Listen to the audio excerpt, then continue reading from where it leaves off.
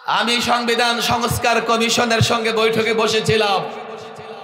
একটা কথা আমি স্পষ্ট ভাষায় উচ্চারণ করেছি, এই সংবিধানে একটা ধারা এমন থাকতে হবে। মাওলানা মাহমুদুল হক সাহেব বলে গেছেন যে আমরা আর কতদিন এই সংবিধানের চাপে কুফরি মতবাদের দিকে যাব, এই সংবিধানের চাপে কুফরি আইনের দিকে যাব। একটা কথা যা সমস্ত রাজনৈতিক দলগুলো নির্বাচনের আগে বলে থাকে যে আমরা ক্ষমতায় গেলে কোরআন সুন্নাহর সঙ্গে সাংঘর্ষিক কোনো আইন করব না। আমি বলেছি সংবিধান সংস্কার কমিশনকে এই কথাটা সংবিধানে নিয়ে আসেন, যেই কথা প্রত্যেকটা রাজনৈতিক দলের নেতারা বলে সেটা দেশের কথা, দেশের মানুষের কথা। এই সংবিধানে এমন একটা ধারা স্থাপন করেন যেখানে এটা লেখা থাকবে এই সংবিধানে যা কিছু থাকুক না কেন কোরআন সুন্নাহর সঙ্গে সাংঘর্ষিক কোনো কিছু গ্রহণযোগ্য হবে না। একটা কথা যদি এই সংবিধানে নিয়ে আসা হয়, আল্লাহর কসম করে বলি পত্তলিকার কুফরি শক্তির ষড়যন্ত্র বাংলাদেশে টিকবে না। মাওলানা মামুনুল হক সাহেব যাচ্ছেন, আমরা রাস্তা করে দেই যাতে তিনি সহজে যেতে পারেন। সকলের কাছে অনুরোধ, আমরা কেউ কথা বলবো না, বসে পড়ি। যার যেখানে জায়গা ব্যবস্থা হচ্ছে বসে পড়ি, রাস্তাটা করে দেই যাতে মাওলানা মামুনুল হক সাহেব খুব সহজে যেতে পারেন। আজকের এই ঐতিহাসিক মহাসম্মেলনে আমরা বসে আছি সেই দুপুর থেকে, ক্লান্ত হয়ে গেছি না বসবো ইনশাআল্লাহ? অন্তত রাত 10টা পর্যন্ত বসবো তো ইনশাআল্লাহ? আমার মনে হয় আমরা দুর্বল হয়ে গেছি, আওয়াজ নাই। সবাই জোরে তাকবীর দেন, নারায়ে তাকবীর। এক বাক্যে সকলে জোর করে নারায়ে তাকবীর, লিল্লাহি তাকবীর।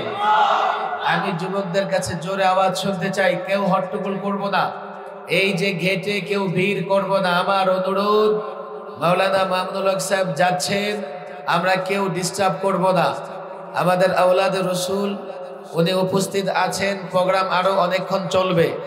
কোনো আওয়াজ না করে চুপচাপ বসে যাই, জোর গলায় তাকবীর দেই যাতে অন্য আওয়াজ নিচে পড়ে যায়। আবারও বলি আল্লাহু আকবার। আওয়াজ কিছু হচ্ছে না, মনে হয় কিশোরগঞ্জের মানুষ 2 দিন ধরে না খায়া। আল্লাহু আকবার। না পেটের উপর ভর করে বসে আছেন, আওয়াজ বের হচ্ছে না? আল্লাহু আকবার। আরো জোরে আল্লাহু আকবার। এমন জোরে তাকবীর দেন যাতে দিল্লির মসনদ কেঁপে ওঠে। আল্লাহু আকবার। ইহুদিদের আস্তানা কেঁপে ওঠে, এত জোরে তাকবীর দিতে হবে, বলেন আল্লাহু আকবার। দিল্লি থেকে ওয়াশিংটন থরথর করে কাঁপবে, এত জোরে আওয়াজ দিতে হবে, বলেন আল্লাহু আকবার। মাওলানা মামুনুল হক সাহেব অত্যন্ত গুরুত্বপূর্ণ আলোচনা করেছেন। একটা আলোচনা করেছেন, আমি জানি না আপনারা বুঝতে পেরেছেন কিনা। আমাদের উপরে ধর্ম নিরপেক্ষতাবাদ, সেকুলারিজম চাপিয়ে দেওয়া হয়েছিল 72-এর সংবিধানে, অথচ 47-এ আমরা এই ভূখণ্ড স্বাধীন করেছি ইসলামের জন্য। আলেম ওলামা, রাজনীতিবিদ, মুসলিম রাজনীতিবিদরা এই ভূখণ্ড চেয়েছেন, ভূখণ্ড পেয়েছেন ইসলামের জন্য, সেকুলারিজমের জন্য নয়। 52-এর ভাষা আন্দোলনে সেকুলারিজম ছিল না, 6 দফায় সেকুলারিজম ছিল না, 69-এর গণ অভ্যুত্থানে সেকুলারিজম ছিল না, 70-এর নির্বাচনে সেকুলারিজম ছিল না, 71-এ এই মুসলমানরা লড়াই করেছে সেকুলারিজমের জন্য নয়, ধর্ম নিরপেক্ষতার জন্য নয়। হ্যাঁ, একজন মুক্তিযোদ্ধার ঈমান দুর্বল হতে পারে, আমল কম হতে পারে, আল্লাহর উপর ভরসা করে লড়াই করেছে, বিসমিল্লাহ বলে লড়াই করেছেন, ইনশাআল্লাহ বলে বক্তৃতা করেছেন।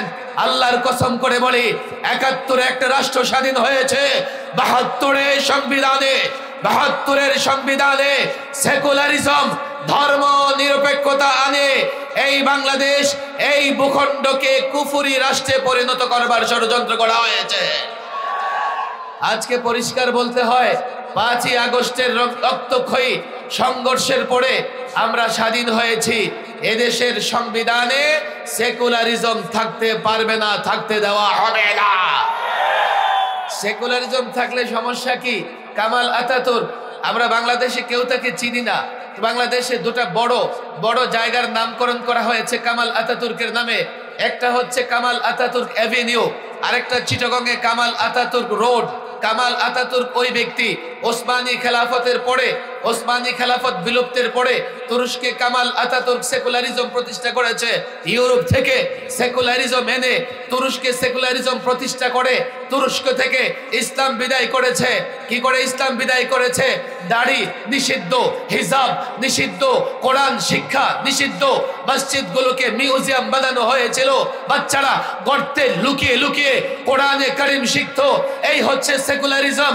হাসিনা সরকার ফেসিবাদীরাও 11তে সংবিধান সংশোধন করে 12 থেকে শুরু করেছে। প্রথমে আঘাত এনেছে শিক্ষা ব্যবস্থার উপরে।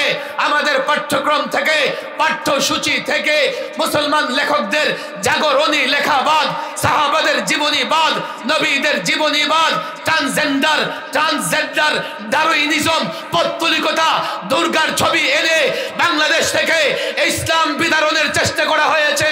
আল্লাহর কসম পরিবর্তন হয়েছে। দ্বিতীয়বার স্বাধীন হয়েছে, রাষ্ট্রের পাহারাদারি করছে। আল্লাহর কসম করে বলি, এই সংবিধানে বিসমিল্লাহ আনতে হবে, আল্লাহর উপর আস্থা বিশ্বাস আনতে হবে। আর না হয় 5ই আগস্টে 2000 রক্ত দিয়েছে ছাত্র জনতা, 2 লক্ষ ছাত্র জনতা রক্ত দিয়ে হলেও এই সংবিধানে বিসমিল্লাহ আসবে। আল্লাহর উপর আস্থা বিশ্বাস পুনর্বহাল করতে হবে, আর ব্যতিক্রম মানব না, মানতে পারে না।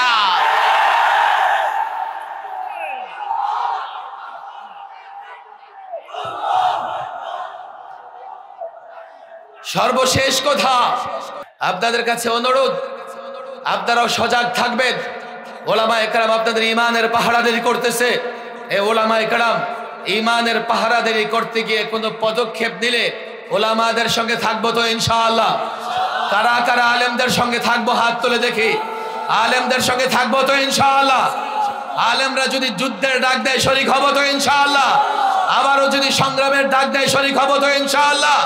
কোরআন সুন্নাহ প্রতিষ্ঠার সংগ্রামে থাকবো তো ইনশাআল্লাহ। আল্লাহ তাবারক ওয়া তাআলা তৌফিক দান করুন। আওলাদ রাসূল এসে গেছেন, আমরা বসবো, ধীরস্থিরে বসবো, শান্তিপূর্ণভাবে বসবো এবং শেষ পর্যন্ত থাকবো। আল্লাহ তাবারক ওয়া তাআলা এই দ্বীনি মাহফিলকে কবুল আর মঞ্জুর করে নিন। ওয়া মা তাওফীকি ইল্লা বিল্লাহ ওয়া মা আলাইনা ইল্লাল বালাগ।